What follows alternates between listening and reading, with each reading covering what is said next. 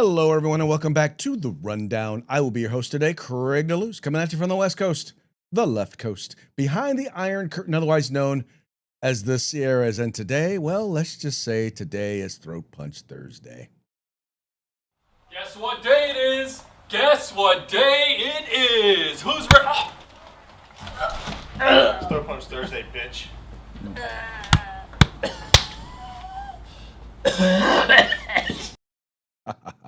That's right, it's Throat Punch Thursday, and well, Mike didn't get throat punched, but let's just say Mike is dealing with another he's dealing with another issue, shall we say. So he will be with us shortly. Looking forward to having him back on the program. But I'm here, you're here, and until Mike gets here, it's just us together. So we're going to have a good old time. So let's go ahead and get it kicked off the way we usually do. And you know how we usually start it, with a quick shout out to our sponsors. We're going to start with the folks over at Hitman Industries. Now, Hitman Industries makes rifle and pistol caliber barrels. They are available for you to purchase at any length. All you have to do is go to hitmanindustries.net and check them out. Then we've got the California Republican Assembly, working to help elect conservatives at all levels of government, from school board all the way to President of the United States.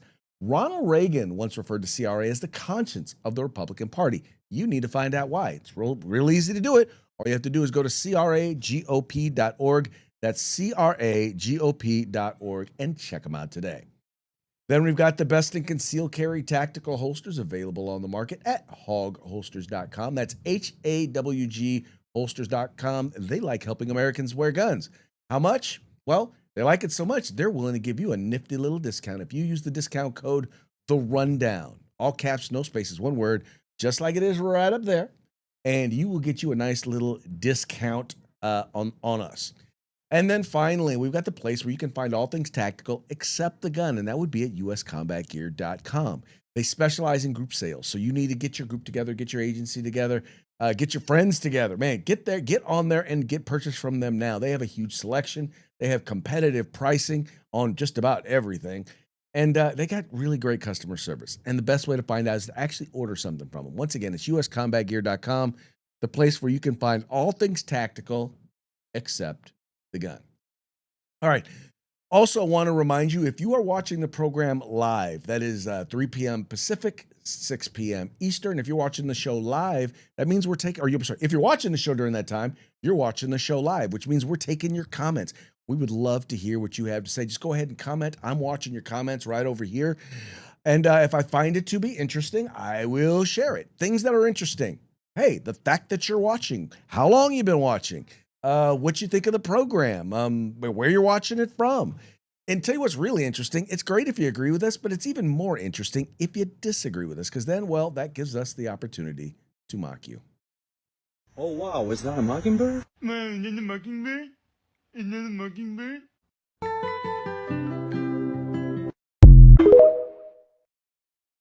As Mike would say, we will mock you. In any case, folks, we're going to go ahead and get into the program. I'm sure that Mike will be joining us at some time during the program. This first one here, once again, being from California, you know, these things kind of stand out. And the reason why these things stand out is because, well, California is where, I hate to say this, it's where all really, really bad left-wing ideas originate, right? That just happens to be who California is. We just happen to have the worst of the worst when it comes to left-wing lunacy, unfortunately. Anyway, having said that, the Department of Justice has just announced, or at least put out the information that, well, they have some issues with our friends over at UCLA, and their problem is with the fact that their medical school in particular, well, they're discriminating on the basis of race. And this is, once again, now the interesting thing about this, so the story that I'm using is from the Washington Free Beacon, and actually where the initial investigation was done, how they found out, what made them decide to open this investigation, or at least open the investigation to find out, well, it has to do with the fact that the Washington Free Beacon, well, they did a report, which, by the way, just goes to show you, you need to make sure you're subscribed to the Washington Free Beacon. Anyway, let me read a little bit of the story here.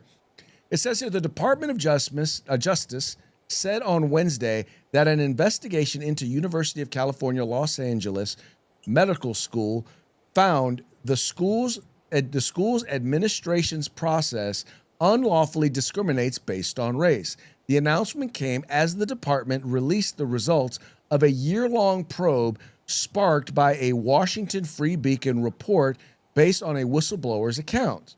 The whistleblower said the admissions committee was engaging in egregious race discrimination and that concerns about the practices had been raised internally and systematically ignored. We want diversity so badly we're willing to cut corners to get it, a former member of the admissions staff told the Free Beacon at the time. The Justice Department probe uncovered additional evidence of unlawful discrimination, including emails between administrators who brainstormed ways to get around the Supreme Court's 2023 decision striking down affirmative action in higher education. Quote, UCLA's admissions process has been focused on racial demographics at the expense of merit and excellence, allowing racial politics to distract the school from the vital work of training great doctors. Harmeet Dillon, the Assistant Attorney General for the Justice Department's Civil Rights Division, said in a press release, quote, racism in admissions is both illegal and un-American, and this department will not allow it to continue. Now, Mike, the interesting thing about this is that this is actually straight up forbidden by California law. This is forbidden. And yet they decided they're going to break even California law. And I'm wondering if California Department of Justice is going to get involved and go after these folks. Oh, listen, the California DOJ will be involved, but it's going to be as the defendant, Craig. They're not going to be standing up for anybody's conservative, constitutional rights anytime soon. This is the same thing that we talked about yesterday with, Justice Jackson, right? The former president wants the best black female lawyer. Well, Craig, we made the example of give me the best black female heart surgeon. No, I want the best freaking surgeon, right? This is what they've done, Craig. This is they've said we're going to help promote these races and make them better because we feel sorry what my ancestors may or may not have done 170 years ago to them. So we're going to allow them to continue to be get improved standing in the application process. But Mike, now, do we really want a female heart surgeon? I mean, she might just break your heart. She what? She might just break your heart. So maybe you just want a male surgeon. Well, yeah, could. But what's funny about this, Mike, is now keep in mind, Prop 209 has been in existence in California for well over a decade. And this sort of discrimination is already outlawed under California law. Yes. And they've done nothing about it. Now we're finding out that it's actually happening when you got whistleblowers. I'm wondering if these whistleblowers told anybody in the California DOJ. If they did, I wonder if anything happened. I doubt that it did. I know. In fact, I know it didn't happen because otherwise we wouldn't be finding this out now. So I'm wondering to what degree the California Department of Justice needs to be held accountable for not doing their job. Two things. One, they were absolutely told. Two, they did nothing about it. Listen, it is up to the individual. It is up to the individual agency to decide if they want to press charges or not. Now, can they? Is this something that affected the immediate threat to citizenry? No, so they probably get away with it. They'll call it a political decision, or it all depends. If you were an Asian or a white male straight Christian student who was a medical student who applied to UCLA medical school and didn't get in, this immediately affected you.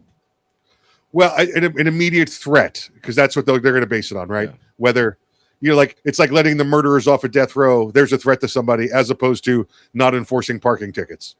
That kind of thing. So okay, all right. We're talking physical threat. Physical threat, not just a violation of one's civil rights. Correct. Yeah, they're just going to call those policy decisions. Yeah. There you go. Those are just policy decisions. Yeah. This is, man.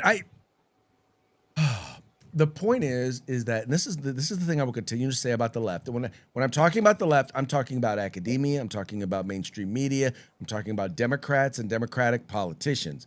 I'm talking about the entertainment industry. They only care about the law and the Constitution when it's on their side, which, by the way, is rarely the case. And in this particular case, they ignored California law, they ignored federal law, and they just said, look, we're gonna do what we want to do, and the law, we don't care about the law, and that's how they're living their life. Yeah. Craig, listen.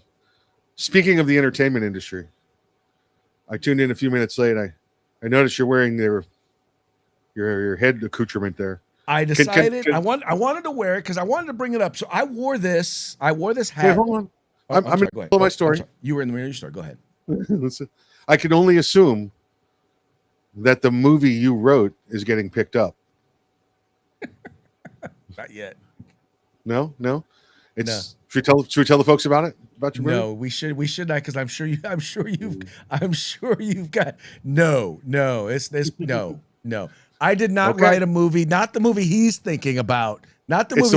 A movie you wrote and you want to star in and direct. Yeah, it's like your Sylvester Stallone. Mike has a completely and utterly inappropriate joke waiting.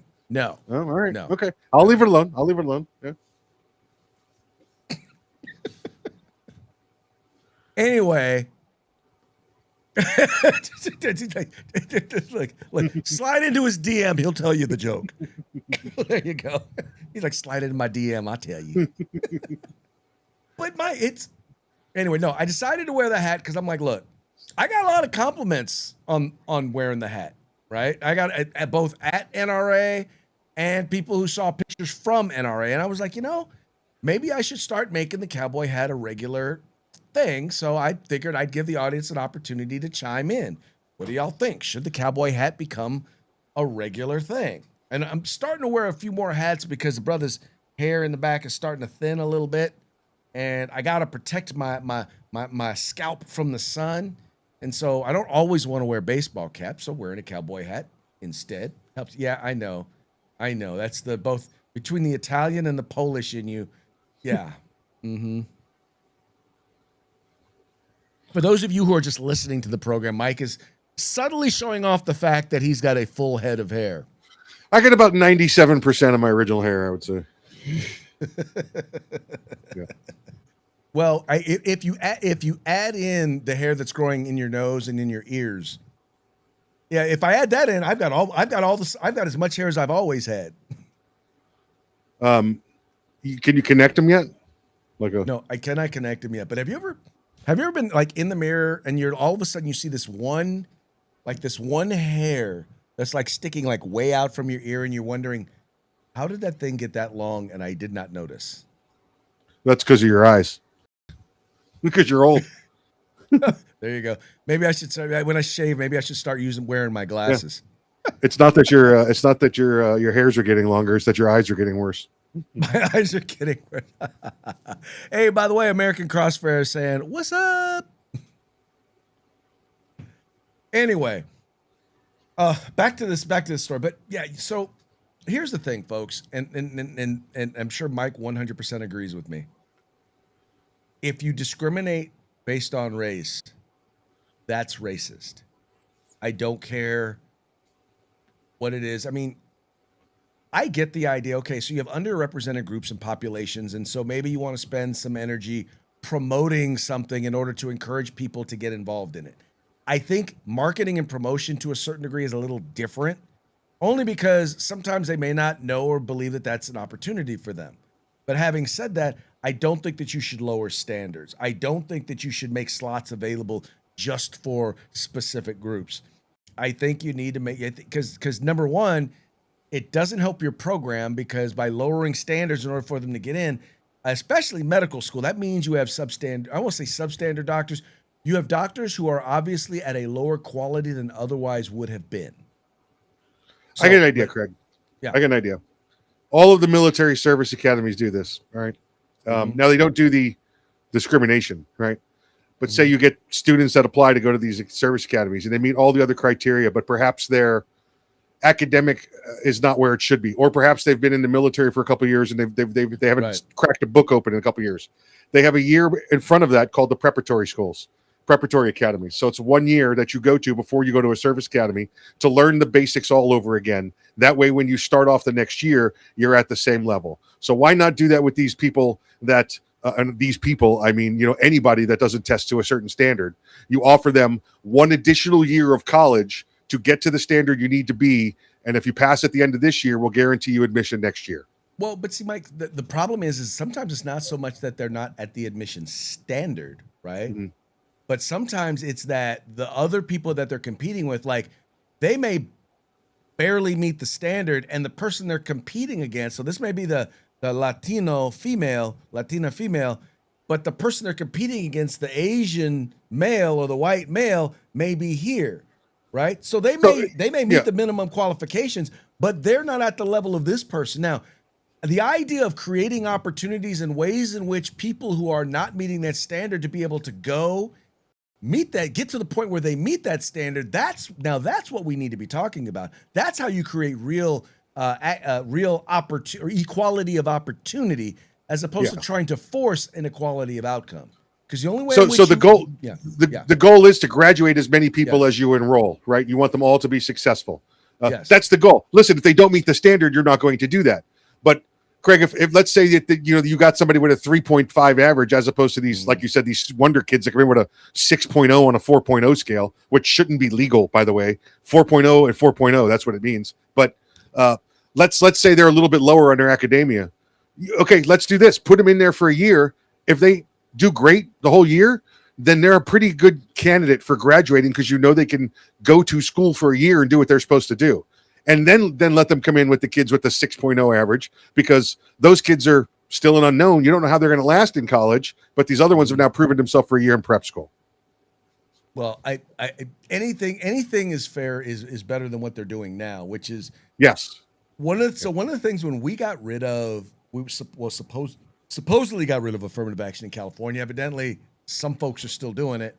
But we actually saw a dramatic increase in graduation rates amongst students of color, amongst Black students and Latino students, because the students who were getting accepted were actually a better match, right? A lot of the people who otherwise wouldn't have gotten into like a UCLA, it wasn't that they couldn't stand medical school. It was that UCLA medical school was probably too hard, wasn't a good match for them. They weren't at that academic level. Going to a different school where they learned at a different pace actually would work better for them and increase the likelihood that they would graduate. Right. There you go. That's what I'm talking about. Yeah. And that's the thing. Thomas Sowell writes a lot about it. About the biggest issue isn't so much that a lot of these kids aren't able to graduate eventually, but the problem is that the programs that they're getting, they're being mismatched. In other words, they're not really qualified or ready to be a part of that program. And I've used this example before. Like, I like playing rec league basketball. When I go into play, when I sign up for a team, I'm usually on the C League team, right? Those are the guys who are old. They tend to be a little older, guys who are, they barely qualify as weekend warriors. I mean, we can run, but we're not superstar NBA college level players. To force me on a team like the A-League team, I mean, these are guys who, some of them played semi-pro, some of them played college ball. They're like average 6'3". I mean, average. To force me to be able to compete with them, I mean, like I said, I got 5 fouls. That's it. That's all I got. 5 fouls and I'm out of the game. But that's it. It makes no sense to force people who are not prepared, in this case, who can play basketball but just can't play it at that level, to compete with people who are, or be in the same league with people who are clearly more prepared to be there. Yeah, you obviously need to be playing down at the YWCA with your game. No, I ain't playing at the YWCA, man. They're a little rough. That get you, dog? That get you? I ain't gonna lie to you, man. You look, I have played with some female basketball players, especially the larger ones, the ones who are about my height. Now, I may still have them in body weight, but they are rough. They got no qualms about throwing an elbow right in your chops. Them girls got some long arms too. I mean, you get like 6 feet tall. That girl she can hit you. She can reach out and smack you. You just bang it. Anyway, but yeah, so I'm glad to see once again that the DOJ is doing this. I'm glad to see Harmeet Dillon, who is my favorite person in the U.S. Department of Justice. I'm still hoping she becomes the permanent attorney general. Harmeet, look, bruh's here. I know I ain't an attorney, but I could use a job. Oh, in California. In California. Oh, well, I'll travel back and forth to DC. Oh, okay. Look, Gotcha. All right. I Okay. want to be a part of that firearms bureau. Because I'm like this. I know where the bodies are buried. Like, I can tell you, look, you need to sue them. You need to sue them. You need to sue them. And look, I'll run all your press conferences. Trust me, we will make them look bad. Just hook a brother up. Can you do like Scott Jennings level? I'm Scott Jennings of gun rights. How about that? Stephen Miller, Scott Jennings, could get that level? Yes. Get that level on him? No, Okay. I'm better than Stephen Miller. Scott Jennings is what I like about Scott Jennings is he's experienced at taking on the left. Stephen Miller doesn't know how to deal with the left. He's very, very smart, and he's right on almost all the points that he makes. But there's a certain Je ne sais quoi. a certain humor and smoothness that you need to have without coming across as an angry white guy that he just doesn't have. Stephen Miller just doesn't have it. Scott Jennings has it. Scott Jennings has how would the brother put it? Swagger. There you go. He's got the swagger to be like, man, what the F is wrong with you? Let me tell you something. Get your hand out of my damn face. get your effing hand out of my face. Yeah, he kind of lost it at that ball. I was like, I get his point. What he should have done was call himself and say, you know what? Normally when people put their hand in my face like that, that's a sign that they need to get slapped. So you need to keep your hands down. Yeah, see, I took that comment as him saying, why do we have a 12-year-old on the show? What's going on? Why is he here? No, I know. Dude was anyway, but Scott Jennings overstepped on that. And I wish he would just admit, yeah, okay, I overstepped a little bit on that with that comment. Now, I just think that if they get rid of him, it ruins their credibility because, quite frankly, he's the most effective conservative voice on CNN. Correct. They're not going to get rid of him. He's the only reason anyone's watching that. But real quick, y'all, CNN. If you need to get rid of him, I'll take his place. Yeah, you ain't gonna like it. You ain't gonna like it though, because I'm gonna clown you folks. He's a lot nicer than I would be. Yeah. Yeah, Craig specializes in the clowns, so it's good. There you go. I've run a circus before. That's it. Yeah, that's it. Okay. All right. This next story is a statement of the obvious. UNRWA. How many of y'all raise your hand if you have heard of UNRWA? Yep. Kind of figured. Well, UNRWA, let's just say they are a favorite of the UN, of the left-wing organizations when it comes to providing information, resources, study, and community aid there in what's the word I'm looking for? In Gaza, in the Middle East, right? Let's read a bit. But four of their staff, including teachers, were found to have actually kidnapped Israelis on October 7th. And I actually, let's see here. I think did I upload the video? Okay, here. Hold on a second.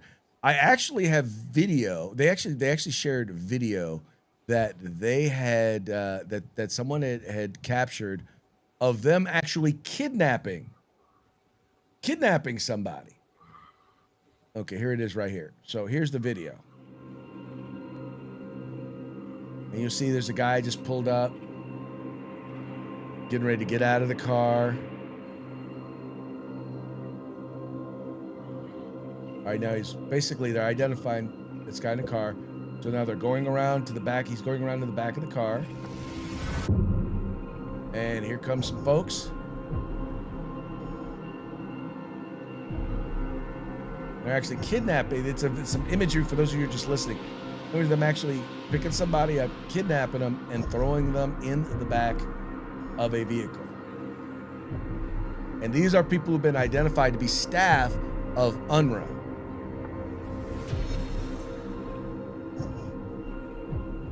All right, let's read a little bit of the piece here over at the California Post or the New York Post.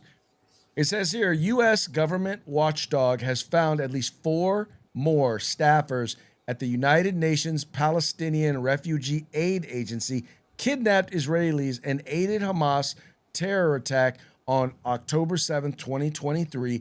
Information that is likely to feed into a federal criminal probe, sources told the Post. USAID Office of Inspector General in an April 30th investigative summary cited, quote, 4 additional current former staff and UN Relief Workers Agency for Palestinian refugees, 3 of whom were teachers and 1 of whom was a social worker. The unnamed staffers were alleged to have participated in the holding of civilian hostages kidnapped from Israel and or terrorist activities in Israel on October 7, 2023. And here's an image, if you're watching it here. This is an image. They're identifying exactly who these folks were. And they've even got the vehicles, the UN vehicles here, right? Where they're actually basically putting them in the vehicles in order to kidnap them. The reason why this is an important story is because these are the folks who, all of the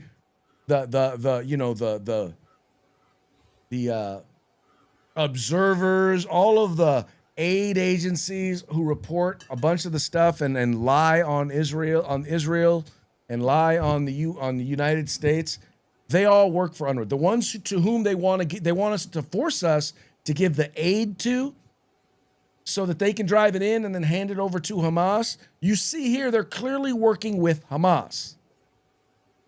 So when we say you can't trust these organizations or you can't trust the United Nations, this is evidence of that.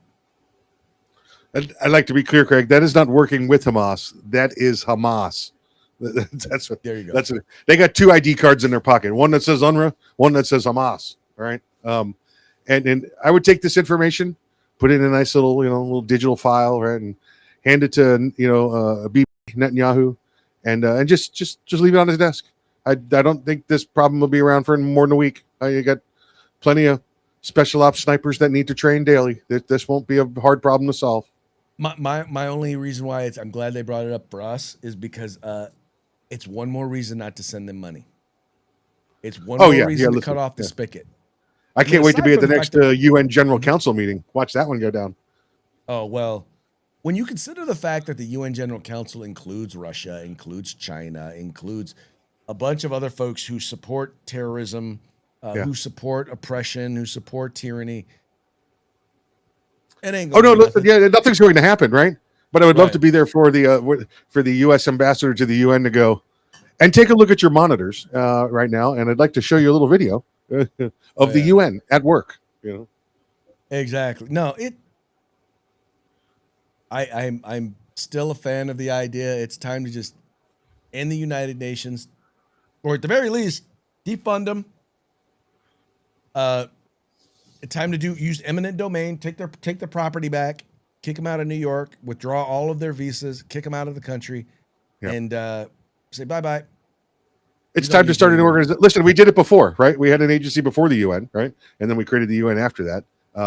Because remember, we had the what was the name of the agency that we had with the Treaty of Versailles? It was worthless. It was worthless too.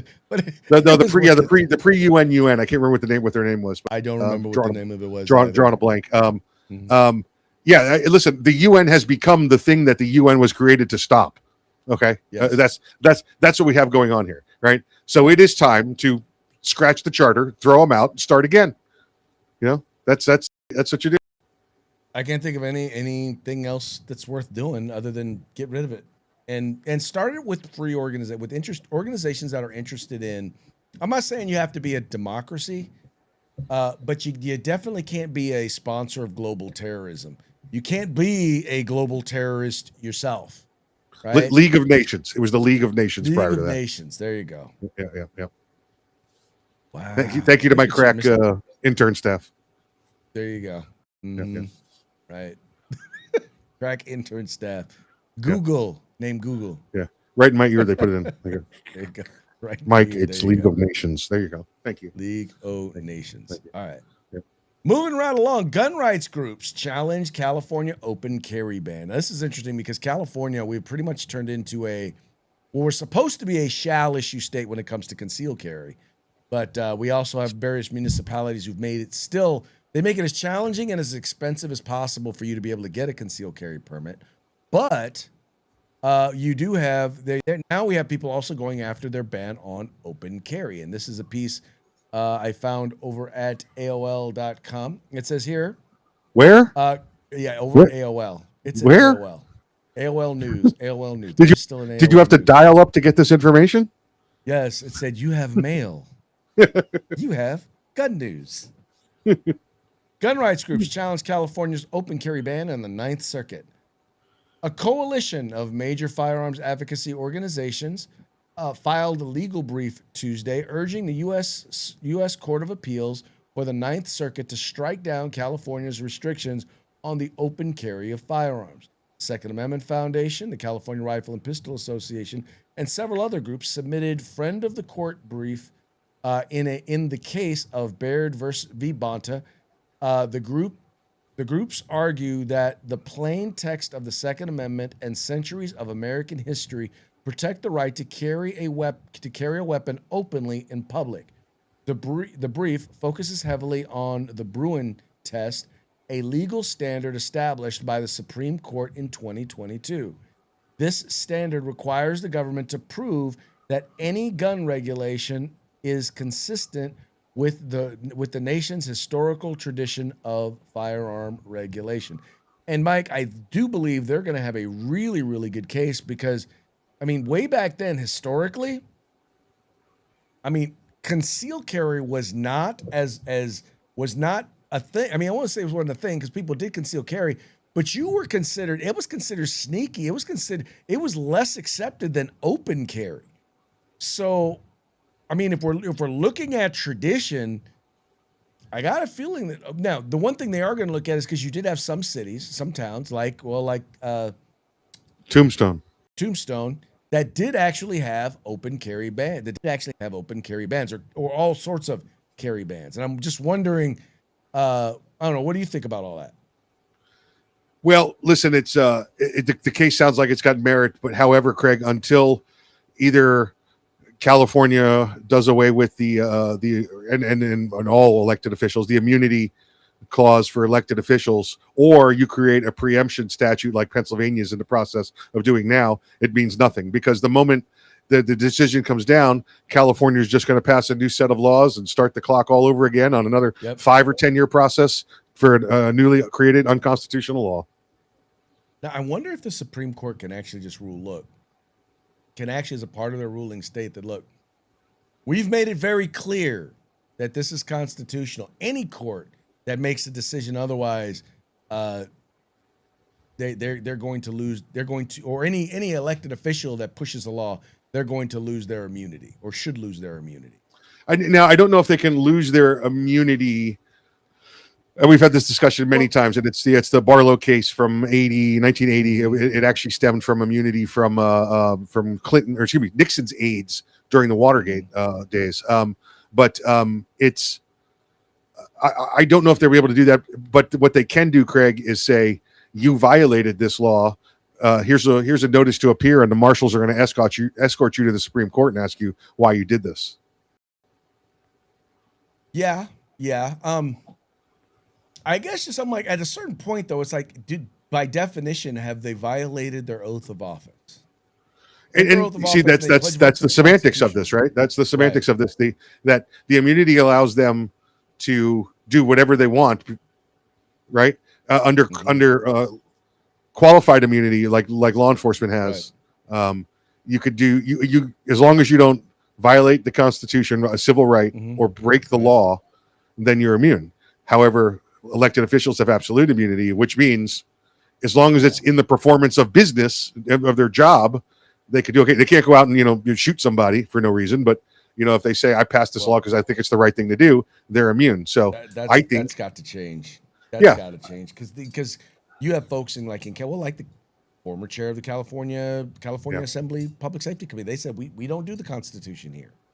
Right, and it won't change, Craig, without something serious going to have bigger than we've ever seen before, because the only ones that could change it are judges or the U.S. Congress, and they're not going to take away their own protections. No, and that's I see so many politicians who flat out ignore the law. They flat out ignore the Constitution because they can get away with it, and it's despicable. I mean, it's going to have to come down to like a constitutional amendment kind of thing, and you know what that would take. So, yeah. Well, the Constitution being a living, breathing document. Yeah, I'm winking my eye for those of you who think I'm. Yeah. It's a living, Yeah. breathing document. No, it's not. It's a piece of paper. Anyway, You could make additions to it. You just, Yes. yeah. I hear you. All right, now this is an interesting one because we have a left-wing leader who, by the way, all this left-wing leader is saying, all they're doing is saying out loud what many on the left believe. Linwood is the most diverse city in all of Snohomish County. And to me, a pride flag is way more relatable than an American flag. I would not raise an American flag at my house because I wouldn't. I wasn't even born here.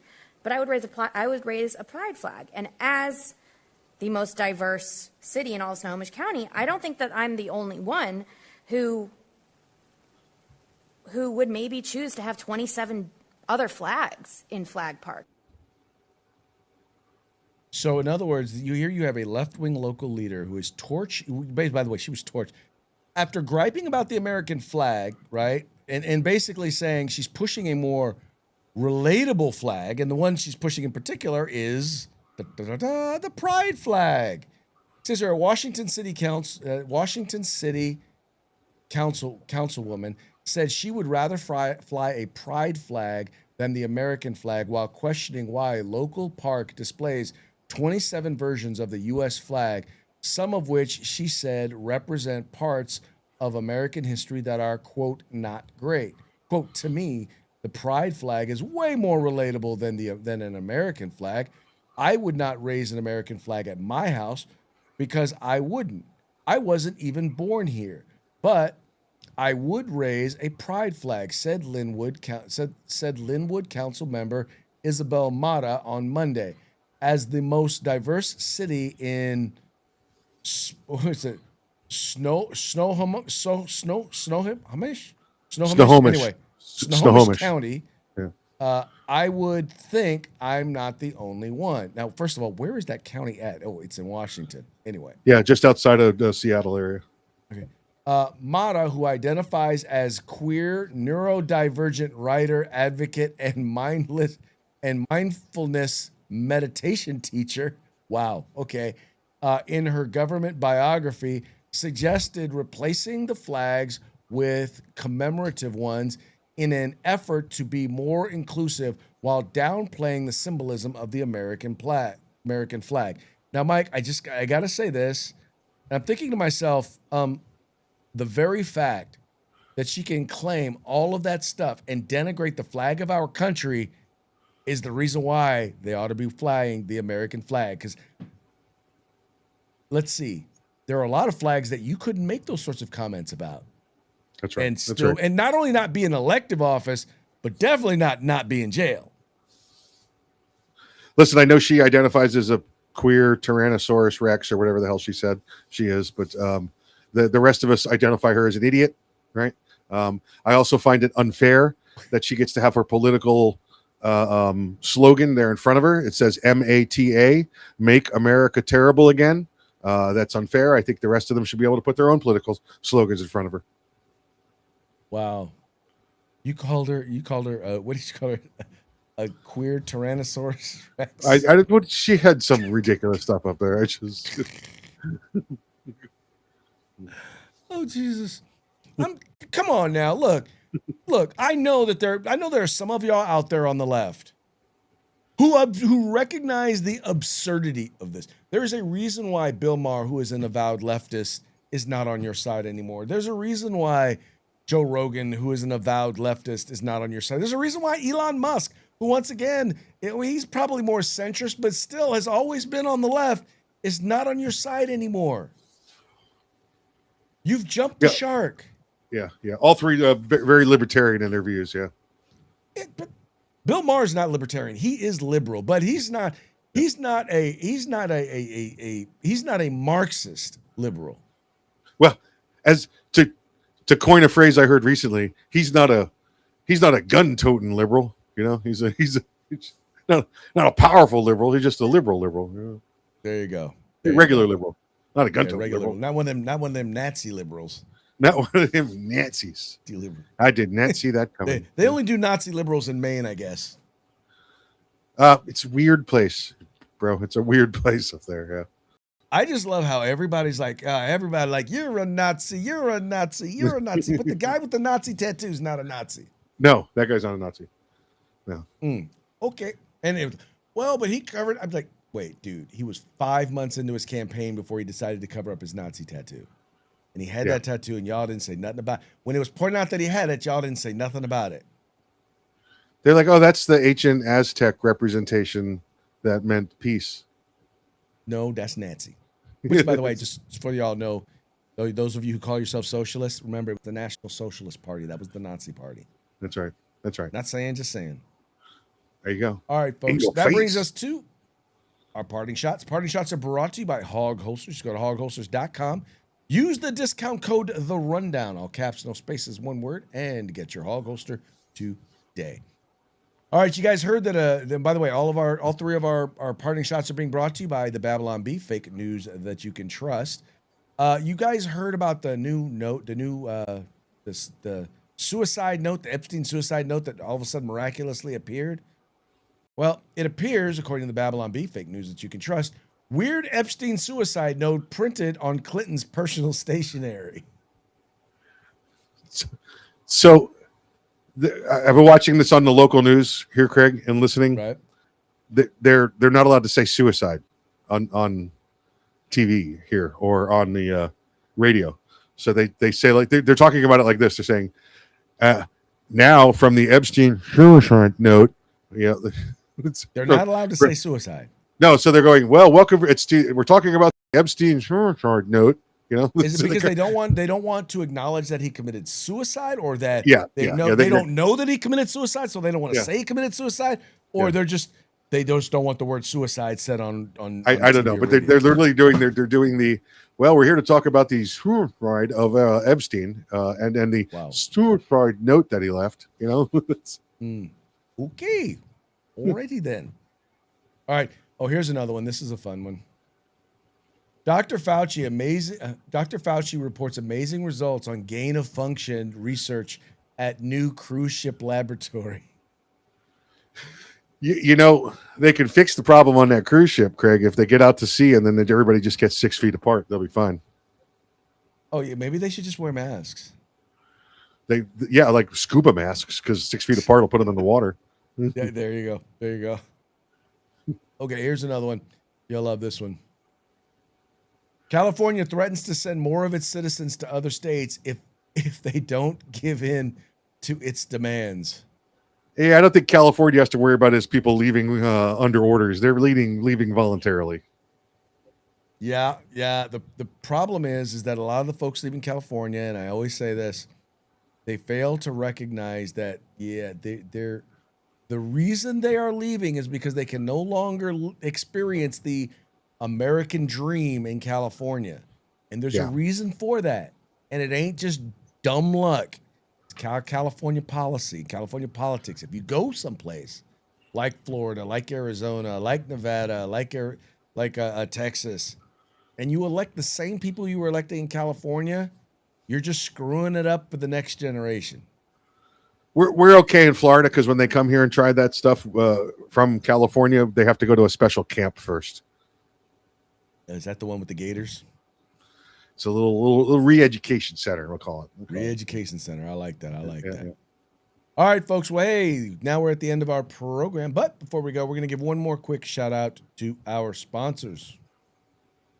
Yeah, let's say hi to our good friends at Hitman Industries, hitmanindustries.net. Talk to the guys there today. They got all kinds of specials going on. Check them out. They got rifle barrels, pistol barrels, shotgun barrels, whatever you want. They got it. That's hitmanindustries.net. California Republican Assembly, fighting a good fight behind enemy lines. Now you can take part in California's future today. And if you want the best in field gear, tactical gear, web gear, law enforcement, security, fire, EMS, whatever you want, get your group together, get your agency together, place an order at uscombatgear.com, where you can get everything except the gun.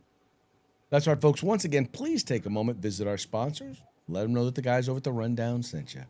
And with that, we're done for today. We got one more day this week, folks, and that's going to be tomorrow. That's going to be, well, thank God it is Friday. Free for all Friday. We're going to have a good old time. Would love to hear from y'all. Remember to like, share, and subscribe. Like, share, and subscribe, and encourage your friends to do the same. We'll be back mañana. Till then, y'all have fun. Stay safe.